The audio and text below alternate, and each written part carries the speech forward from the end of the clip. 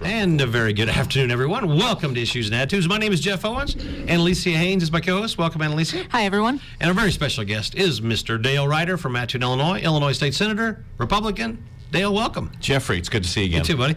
Well, what are we going to talk about today?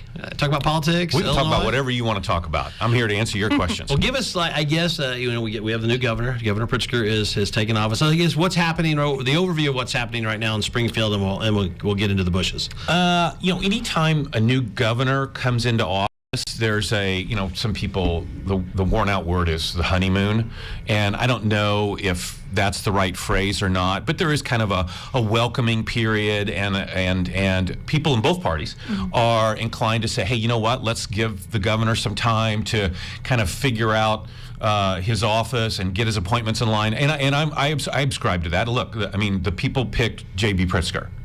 And regardless of whether or not I agree with him on certain issues, he's the governor.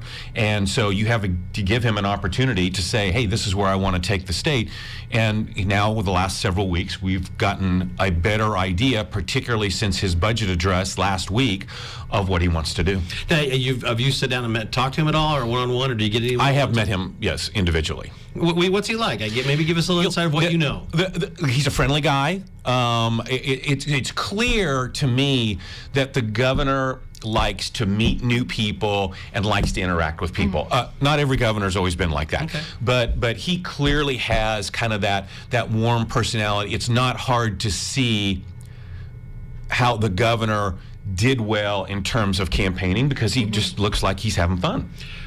Well, we're getting into the budget, but I guess the main thing that's come out of the budget and all the talks is this minimum wage increase that's been enacted, and it's got people I don't know if the word riled up, happy, sad, medium, or all the above. It's going to close every small business in Illinois. If people waving that flag. You tell us what you think about this gradual minimum wage increase and what it means to the state of Illinois. Okay, several issues here, and let's try to be, because you're right. There's been hysteria on both sides. I mean, some of the proponents think that this somehow is going to lift the economy, and suddenly now we're going to have it booming. And there are people who I think are a little too doom and gloom on it. But let's start from I'm going to start with my district, okay? Yep. My district, I represent 14 counties. Almost half of them sit on the Illinois-Indiana border, where the minimum wage is $7.25 an hour. Illinois right now is $8.25, and over the course of the next 18 months, I think you're going to add $1 or $2 to that. Like $9.75. Right. Anytime there's a wage differential like that, the employers required to pay the higher wage are at some measure of a disadvantage. There's no way around that. Now, in Illinois, 58% of all retail stores are within 25 miles of a state border. 20% are within 10 miles of a state border, which is my district. So if people can buy gas for 7 cents a gallon less, they can get milk for a quarter a gallon less, or any number of consumer products like that, they're going to drive that 10 miles, and they're going to do that. And the experience in my district has been when they go over to Indiana to fill up their tanks, they go out to eat over there, they load up at Sam's Club over there, and then my businesses have lost every dime of that economic commerce. That hurts, and so that makes a dent in the economy here in Illinois. Again, remember, 58% of all retail stores within 25 miles of a state line. So it's not good economics. It's not good economics. Now, the Democrats who pushed it, and the governor himself, have lauded this tax credit provision that's in the bill. The tax credit gives an employer 0.25% tax credit for the increase in wages they have to pay. But there's a hitch. If your payroll drops, you're not eligible for the tax credit. So the business that hired 6 part-timers 1 year, and now after a course of time can only afford to hire 3 or 4, probably won't qualify for the tax credit because they may drop below that number. So the tax credit's not real for most of my constituents. So in the end, is it good economically for my district and the state? I don't think it is. Hopefully, I guess, hopefully Indiana will raise theirs. That's what I was saying. Is there any words on the bordering states? Are they going to stay flat? Have you heard anything? Nobody is talking about $15 an hour. And I think that's what people are panicking about, that it's not going to be $15 an hour in 2020. It's 2015, I think, when it goes. But still, $15 an hour, that seems astronomical. Right. And I don't mean to say that nobody's talking about $15 an hour immediately. I mean no one's talking about $15 an hour even over a graduated period of time. Well, another thing that some people are not aware of is that in Chicago, the minimum wage is already $13 an hour. So the employer community in Chicago is being given 6 years to move $2. The employers in my district are being given 6 years to move $6.75. That's a big deal. One of the things that we argued for was either, hey, give us more time, or recognize the significant geographic differences and what that means economically between the city of Chicago and downstate. Before we went on the air, we were just talking about the fact that 55 million tourists go into the city of Chicago every year. They can much better bear increases in the cost of doing business as opposed to downstate, but unfortunately that wasn't recognized in the bill. Is the tax credit the only really benefit, I mean, that the small business owners are going to get? Is there anything else in there that you see that will help? I mean, there has to be some other reason, or what do the proponents say for this increase? No, there's nothing else. The proponents who spoke publicly on it, including the governor, talked about it was really important to get working families a raise. There's a little bit of a false narrative there. 4 to 6% of minimum wage earners are the primary or sole income earners in their house. 4 to 6, which means 94 to 96% of minimum wage earners are part-timers who may be adding to their family's income. They may be students at Eastern Illinois University. And that's another piece of this that I think we're going to learn more about later. There will be an increase in the cost of doing business for all universities, all community colleges, all mental health treatment providers, all alcohol and substance abuse treatment providers, Medicaid providers, nursing homes, assisted living facilities. The list goes on and on and on. The conservative estimates are that if you count all of them, so if all those entities come to Springfield and say, okay, we wanted a 3% increase in our funding, but now we need 4.5%, because we have to deal with this, that add-on cost is going to be between $1 billion and $2 billion to the state budget. So even with now in his budget address, in the governor's budget address, he recommended a 5% increase for state universities, right? So even with that increase, would that still eventually be problematic? Is that the correct term to use? That's up to the universities. I mean, because that part of that 5% will now be used to cover. It's almost going to be a that wash. minimum wage increase, right? Exactly. I mean, it'll be up to the individual institutions, because it'll be a little bit different for everybody, how much of a hit that is to what it would otherwise have been their increase. Remember also, too, that if universities or community colleges can't afford as many student workers as they had before, those student workers don't have work. That, for a lot of those workers, that's how they pay part of their tuition. So then, do they go to the market? Do they have to rely more heavily on student loans? There are a lot of ripple effects from doing this and doing it the way it was done, which means such an aggressive increase without having a good handle on what the potential budget impact would be. Because one of the things I was wondering about is, how does it, you get a new governor in January, and within a few weeks this happens without even within the current budget? I mean, is that the right process? That I didn't think so. I did not think so. I mean, I thought it's normal, though. It's not. He didn't do anything that people haven't done in the past, right? Or no. I mean, and I think the governor, politically speaking, took advantage of the political goodwill that you would tend to have more of right at the start, and decided he was going to spend it on this. I mean, the president of the AFL-CIO was individually calling Democrat lawmakers who were not so sure about this, and in the end.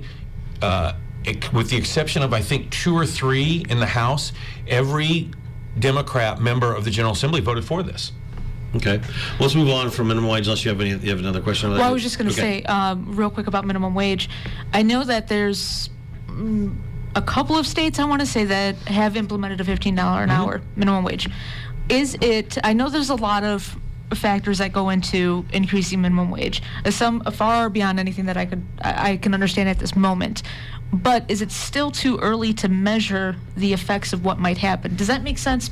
Because it's so early, like in other states. Sure. It's so early that we don't have much to go off of. Does it? What I'm We have saying to look makes to sense? history. Yeah. The last time Illinois raised the minimum wage was in 2006. Right. It was a 3-year phase-in.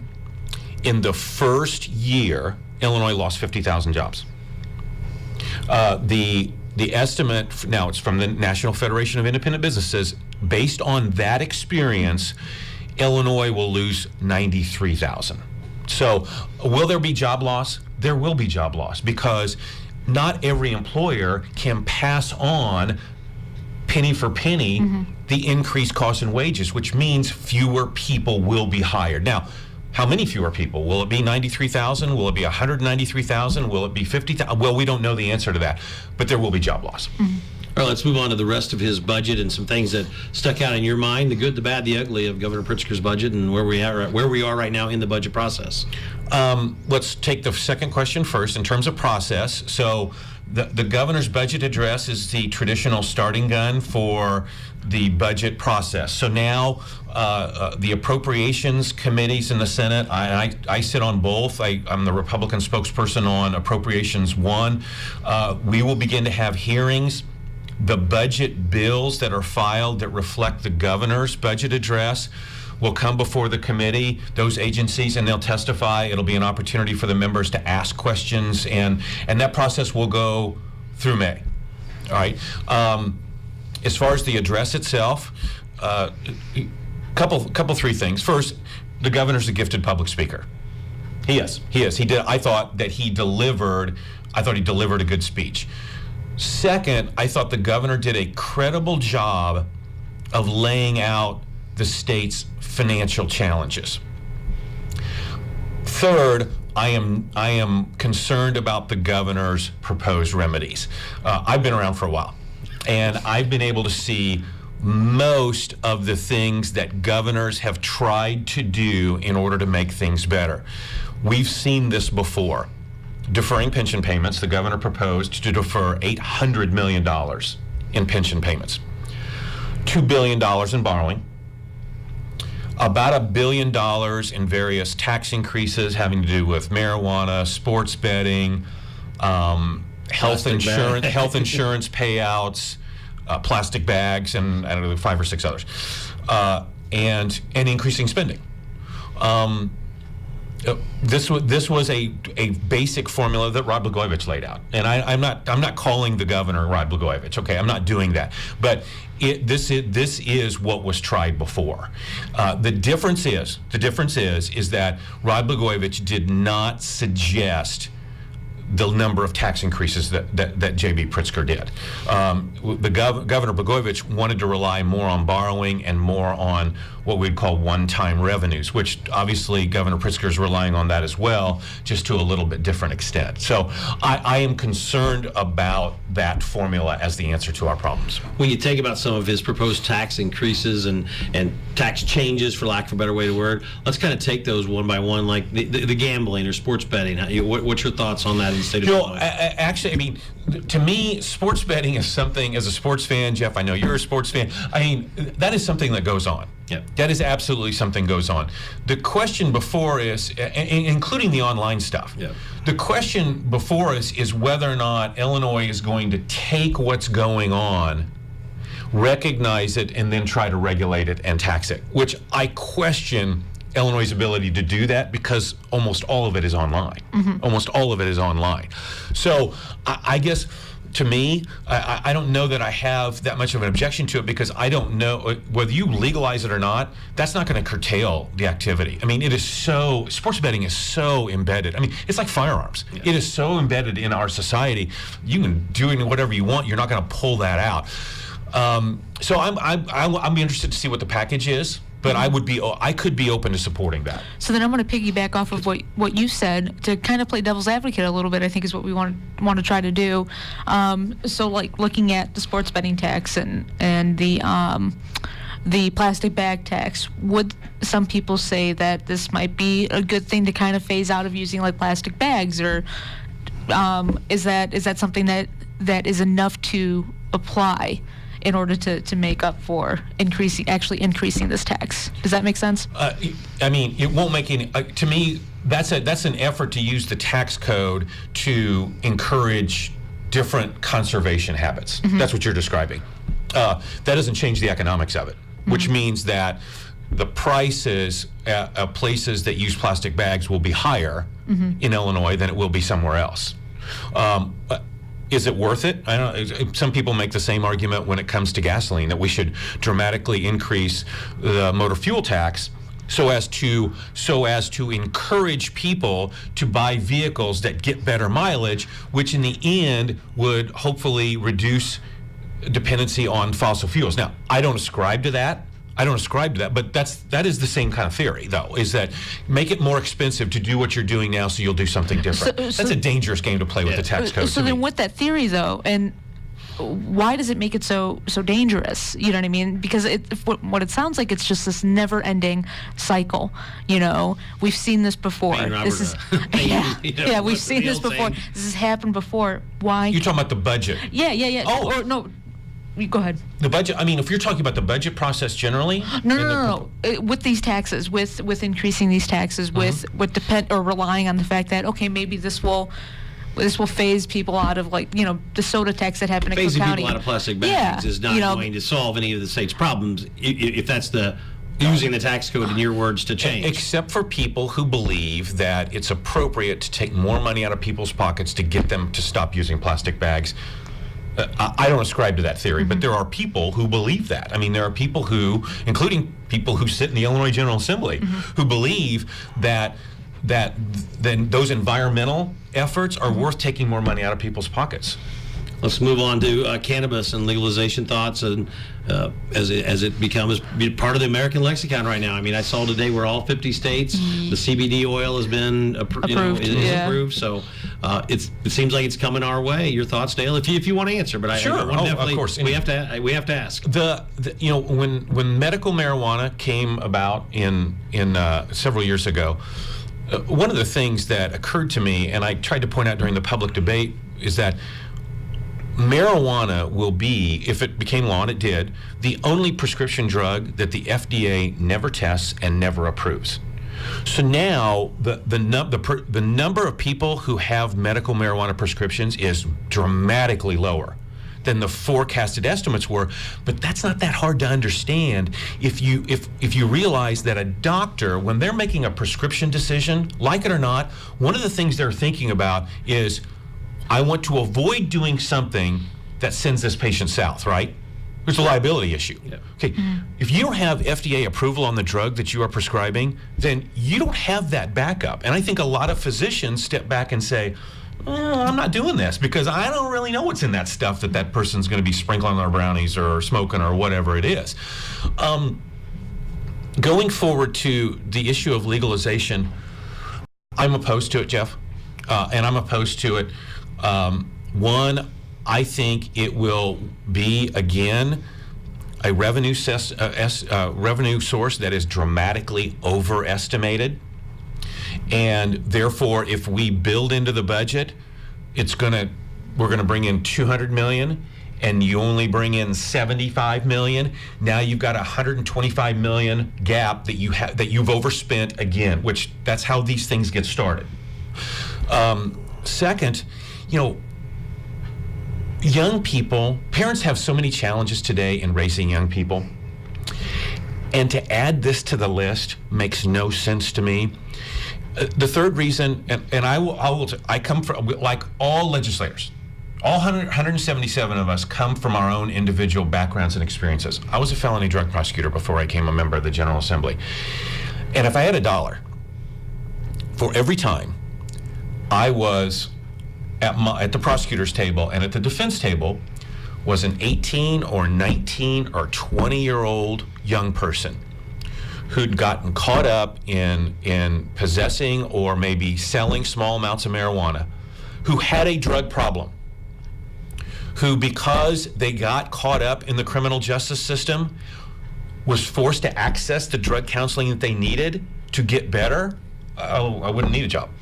That happens all the time. The narrative that's being sold out there is that one of the reasons we need to legalize is because our prisons are filled with all these marijuana users. Okay, nothing could be further from the truth. Nothing could be further from the truth. In my 5 years as a felony drug prosecutor, not one person went to prison for 1 day for possessing the amount of marijuana that they're talking about legalizing here. That's complete. I think some people are saying it because they don't know any better. Some people are saying it and they know better. They're just trying to sell it. I worry about young people who now get the drug treatment and the evaluation they need, who won't get it now because quite frankly, no one's going to get arrested for it. There you go. That's a good answer. I've never heard that perspective. That's what we have you on, Dale. You're good. A couple of things, as we got about 7 minutes left. A lot of people are talking, and this is more of a national thing, but tax refunds are being smaller than people thought going in. Have you have a thought on that? I mean, it's one of those things that's kind of just reared its ugly head lately. Have you done any research or any thinking into that at all? The only research I would have done on the federal returns, Jeff, would have been my personal experience with regards to my refund. I haven't done my taxes yet, so... Any constituents talking about it, or just, okay. I read it online a little bit, but we will wait till April. Maybe some of them are procrastinating like me. But no, I have not had any constituents talk to me about that. The other thing is, and this is one of those things you hear about a lot, but it is that the fluctuating gas prices in central Illinois, where in Effingham it might be 20 cents lower than at Mattoon, Charleston is in between, Neogo will be something. Is there anybody that has an answer to why in a 30-mile radius gas prices can be 30 to 40 cents difference, and everywhere in between? I'm going to say something that is probably wildly politically unpopular because it goes against the popular myth, but I think it's competition. It's competition. People ask me that all the time. Saturday, I drove down to Marion. Yep. All right. When I left Mattoon, I think gas was $2.35 a gallon. On several points on Interstate 57 on the way, I saw gas prices at $2.12, $2.10, one at $2.09. And when I got to Marion, of course, it was $2.35. And that's where I filled up because that was the only place I had enough time. It's competition, and you see that all the time. That's why it's sometimes big difference between Mattoon and Charleston. When I drive to Springfield, and I'm not going to name the station, but there is a small community that has a gas station there, and they are regularly 20 cents a gallon higher than either the place I left from or the place I'm going. And I think it's because they're kind of out there in the middle of nowhere, and they're the only place in town. So that's where people go, so they know they can charge higher. I think it's competition. There you go. I just wonder if I think you're right. It's just funny how, and people talk about it because it's one of the things we all talk about is like, why is Effingham 20 it's like the weather. Or it's a day-to-day thing, and we all pay attention to the signs as we go. We have a few minutes left here. Speaking of constituents right now, as you're around Mattoon, Charleston, and your 14-county area, what are they talking about? I mean, is it the budget? It's people leaving Illinois? What are they talking about?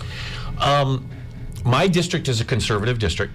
There is a lot of conversation about what remedy, if any, can government apply in order to deal with this increasing cycle of violence that we have in our society, including gun control. And that's what people, and there's a bill in the Senate filed by a Democrat from the Chicagoland area that would ban the sale and possession of almost every semi-automatic firearm that's out there.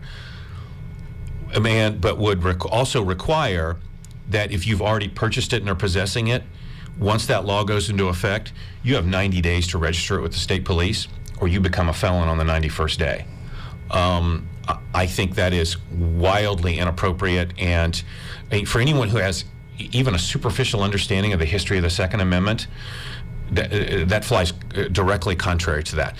There's a lot of conversation about that. There's a lot of conversation about life issues, and I think, interestingly, of course, I'm talking about abortion bills when I say that. Yeah. But on the broader question of life and the respect for the sanctity of innocent life, there is a very real connection between the violence cycle that I'm talking about and that respect or lack of respect.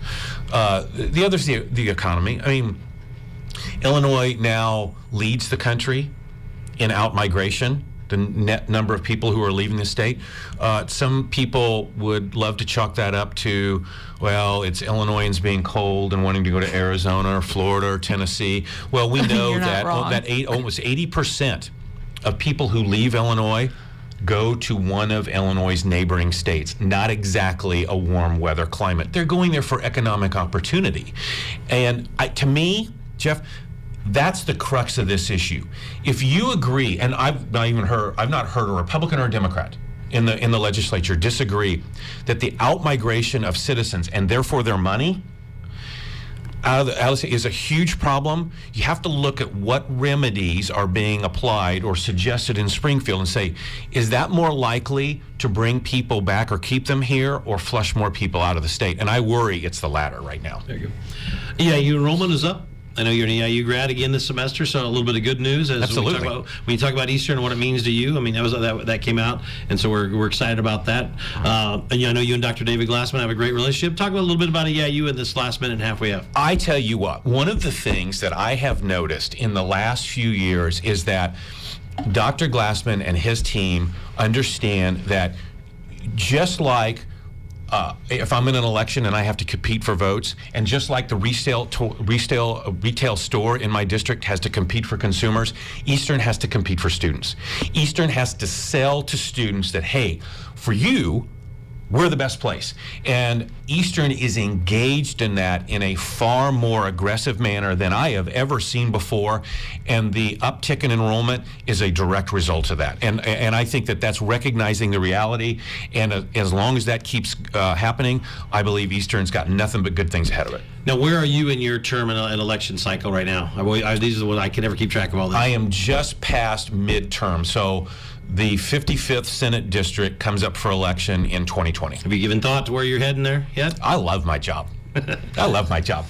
So, all right. I didn't know if you want to break any news either way to say for sure. I'll keep you in mind. I know. I'll keep you in I mind. always try every time.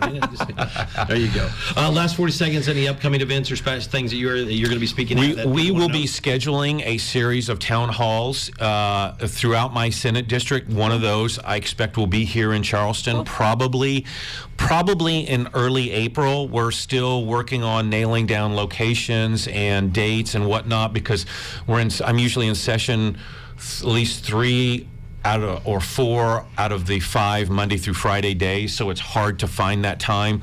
But we will, as they say in the show business, be coming to a location near you soon. That is Senator Dale Ryder. We appreciate you coming in, Senator, on this Monday, and a lot of good news and information from you, and we appreciate the support you have for It's great to be with you. Thanks for having me. Thanks, everybody. Have a great day.